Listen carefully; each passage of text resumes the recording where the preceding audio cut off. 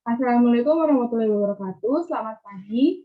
Di sini kami dari kelompok 6 mata kuliah investasi dan pasar modal akan mempresentasikan materi yang sudah kelompok kami buat, yaitu materi mengenai memprediksi harga saham dan keputusan membeli atau menjual. Sebelum kami membacakan materi kami, di sini saya akan memperkenalkan terlebih dahulu teman-teman anggota kelompok saya. Yang pertama di sini ada Luisa Anastasia Brigida Limuntana dengan NIM A1C 020133. Yang kedua ada Muhammad Ilham Abdul Salam dengan NIM A1C 020137. Yang ketiga ada Masita Khairi Hoifa dengan NIM A1C 020143. Yang keempat ada Melisa Indah Haryanti dengan NIM A1C 020146. Dan yang terakhir yaitu saya sendiri, Nimade Arisya Mahayani dengan NIM A1C 020174. Selanjutnya.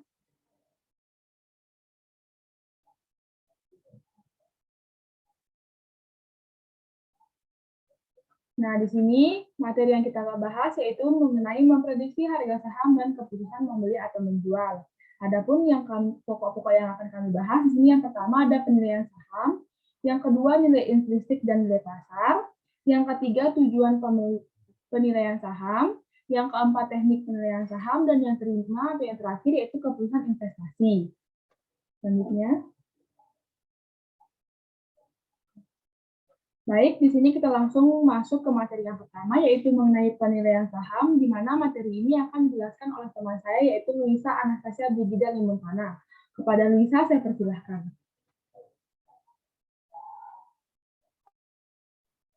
Baik, terima kasih kepada moderator. Selanjutnya, saya akan menjelaskan mengenai penilaian saham.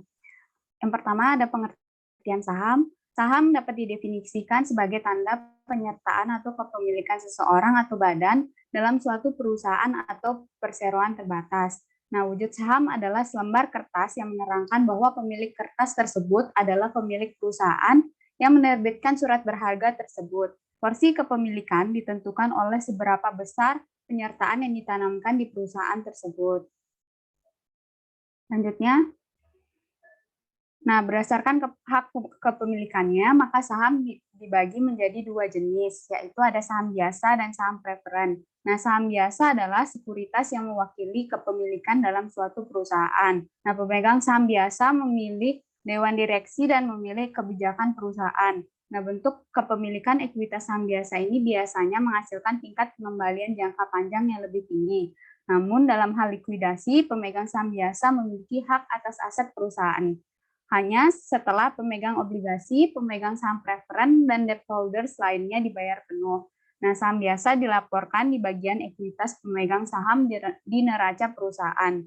Dengan saham biasa, jika perusahaan bangkrut, pemegang saham biasa tidak menerima uang sampai kreditor, pemegang obligasi, dan pemegang saham preferen telah menerima bagiannya masing-masing. Ini membuat saham biasa lebih beresiko daripada utang atau saham preferen. Nah, sisi positif dari saham biasa ini adalah mereka biasanya mengungguli obligasi dan saham preferen dalam jangka panjang. Nah, yang kedua ada saham preferen. Saham preferen ini mempunyai karakteristik gabungan antara obligasi dan saham biasa karena bisa menghasilkan pendapatan tetap, tetapi bisa juga mendatangkan hasil seperti dikehendaki investor. Nah, ada dua hal penyebab saham preferen serupa dengan saham biasa, yaitu mewakili kepemilikan ekuitas dan diterbitkan tanpa tanggal jatuh tempo yang tertulis di atas lembaran saham tersebut dan membayar dividen. Perbedaan saham preferen dengan obligasi terletak pada tiga hal, yaitu klaim atas laba dan aktiva, dividen tetap selama masa berlaku dari saham, dan mewakili hak tembus dan dapat ditukar dengan saham biasa. Selanjutnya, apa itu penilaian saham? Jadi penilaian saham adalah suatu mekanisme untuk merubah serangkaian variabel ekonomi atau variabel perusahaan yang diramalkan menjadi perkiraan tentang harga saham. Misalnya laba perusahaan atau dividen yang dibagikan. Maksudnya suatu metode untuk mencari nilai-nilai saham yang menjadi ukuran dalam investasi surat berharga. Selanjutnya, di sini ada macam-macam nilai saham. Ada nilai buku, nilai pasar, dan nilai intrinsik. Nah, nilai buku adalah nilai saham berdasarkan nilai dalam pembukuan perusahaan. Sedangkan nilai pasar adalah nilai saham di pasar ditunjukkan oleh harga pasar yang berlaku untuk saham. Dan yang terakhir ada nilai intrinsik, yaitu nilai saham yang sebenarnya atau seharusnya terjadi. Nah, mengapa sih investor itu perlu memahami ketiga jenis nilai tersebut? Nah, investor ini perlu memahami ketiga jenis nilai tersebut adalah untuk membantu dalam pembuatan keputusan membeli, menahan, ataupun menjual saham. Nah, ada semacam rule of thumb tentang keputusan apa yang sebaiknya diambil investor berdasarkan informasi nilai intrinsik dan nilai pasar saham. Sekian dari saya, selanjutnya saya serahkan kepada moderator. Terima kasih. Baik, terima kasih kepada Luisa Anastasia Budila dan Mentana karena sudah membacakan materi yang pertama. Selanjutnya di sini kita lanjut ke materi yang kedua, yaitu nilai intrinsik dan nilai pasar, di mana materi ini akan dibacakan oleh Mas Yuta Yulia Ulfa. Pada Mas Yuta, saya persilahkan.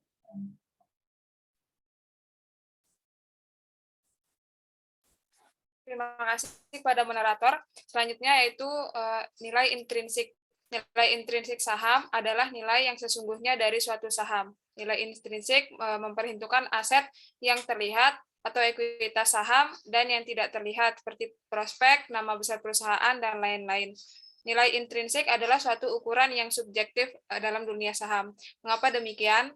Hal ini karena di dalam nilai intrinsik itu kan ada aset yang terlihat dan tidak terlihat. Nah, aset yang tidak terlihat ini kan sulit untuk dikalkulasi, maka dua orang investor kemungkinan akan menjawab berbeda jika ditanya berapa nilai intrinsik dari suatu saham, tergantung dari sisi mana mereka menghitung nilai intrinsik tersebut.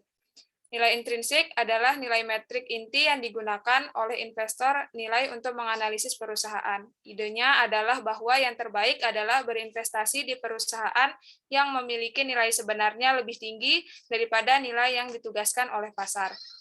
Nilai intrinsik adalah jenis analisis fundamental. Faktor berwujud dan tidak berwujud dipertimbangkan saat menetapkan nilai, termasuk laporan keuangan, analisis pasar, dan rencana bisnis perusahaan. Misalkan harga sebuah saham berkode A, harganya 1.000 per saham. Sedangkan harga wajar atau valuasi setelah dianalisis atau nilai intrinsiknya adalah Rp500. Hal ini menandakan harga saat ini sudah mahal karena di atas nilai wajarnya. Di satu sisi, saham B dijual dengan harga Rp5.000 dan harga wajarnya atau valuasi atau nilai intrinsiknya adalah Rp10.000. Artinya harga saham B ini dijual di harga diskonto atau setengah harga dari nilai wajarnya. Kesimpulan yang bisa dipetik dari investasi saham tersebut bahwa harga saham yang lebih murah, dalam hal ini saham A dengan nominal 1.000 per saham belum tentu lebih murah dari saham B yang harganya lebih mahal seharga Rp5.000 per saham. Selanjutnya yaitu nilai pasar. Nilai pasar adalah nilai perusahaan saat ini yang dicerminkan oleh harga saham perusahaan. Oleh karena itu, nilai pasar mungkin jauh lebih tinggi atau lebih rendah dari nilai intrinsik. Nilai pasar juga biasa digunakan untuk merujuk pada kapitalisasi pasar dan dari perusahaan yang diperdagangkan secara publik dan diperoleh dengan mengalihkan jumlah saham yang beredar dengan harga saham saat ini. Nilai pasar hampir lebih merupakan ukuran sentimen publik tentang suatu perusahaan. Alasannya adalah bahwa nilai pasar mencerminkan penawaran dan permintaan di pasar investasi, seberapa bersemangat atau tidak investor untuk berpartisipasi dalam masa depan perusahaan. Faktor lain yang sulit dalam menentukan nilai pasar adalah bagaimana menilai aset yang tidak liquid seperti real estate dan lini bisnis. Nah, dari penjelasan tadi ada beberapa poin penting yang dapat diambil. Yang pertama itu, nilai intrinsik dan nilai pasar adalah dua cara berbeda untuk menilai perusahaan. Yang kedua, nilai pasar hanyalah ukuran seberapa besar nilai pasar perusahaan atau seberapa biaya untuk membelinya. Yang ketiga, nilai pasar mudah ditentukan untuk perusahaan publik, tetapi bisa lebih sedikit rumit untuk perusahaan swasta. Yang keempat, nilai intrinsik adalah perkiraan nilai sebenarnya dari suatu perusahaan, terpisah dari bagaimana pasar menilai itu. Dan yang terakhir, investor nilai mencari perusahaan dengan nilai intrinsik yang lebih tinggi daripada nilai pasar. Mereka melihat ini sebagai peluang investasi yang bagus. Sekian materi yang dapat saya sampaikan, saya kembalikan kepada moderator. Baik, terima kasih kepada Mas Yuta Ulfa. Kita lanjut ke materi yang ketiga, yaitu tentang tujuan penilaian saham. yang akan dibacakan oleh Melisa Indah Haryanti. Kepada Melisa, saya persilahkan. Baik, terima kasih kepada moderator. Selanjutnya saya akan melanjutkan mengenai dengan tujuan penilaian saham. Nah, jadi secara umum, tujuan analisis investasi itu merupakan hal yang mendasar untuk diketahui para pemodal. Mengingat tanpa analisis yang baik dan rasional, para pemodal akan mengalami kerugian. Penilaian saham investor perlu menganalisis saham terlebih dahulu sebelum melakukan keputusan investasi, agar dapat menghitung tingkat risiko dan tingkat pengembalian atas saham yang dinilai sehingga mempermudah proses pembuatan keputusan investasi. Selanjutnya, adapun tujuan penilaian saham adalah untuk menentukan apakah saham yang akan dibeli atau dijual akan memberikan tingkat return yang sesuai dengan tingkat yang diharapkan. Terdapat hal-hal yang harus diperhatikan dalam berinvestasi, yaitu pertama, finansial aset yang tersedia untuk investor, kedua, keputusan pengalokasian aset, dan yang terakhir, perbandingan return dengan expected return. Selanjutnya, di sini terdapat dua dasar penentuan investasi, yaitu return dan risiko. Return itu sendiri terbagi menjadi dua, yaitu expected return dan realized return.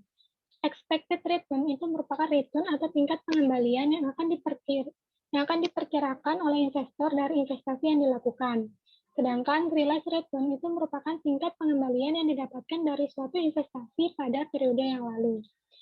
Kemudian risiko adalah kemungkinan bahwa return sesungguhnya dari suatu investasi akan tidak sesuai dari return yang diharapkan.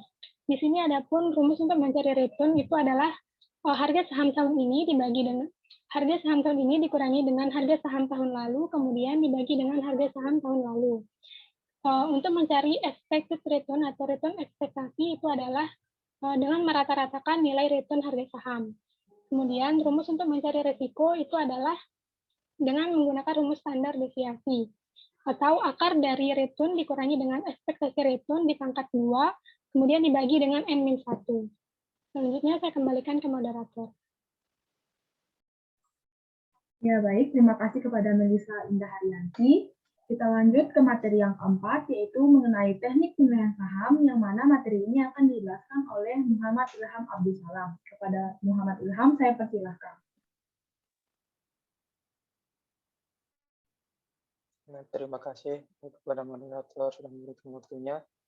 Materi selanjutnya adalah teknik penilaian saham, di mana teknik penilaian saham ini yang harus diketahui dan harus dipelajari oleh para analisis atau para trader itu ada dua, yaitu ada teknik fundamental dan ada technical analysis.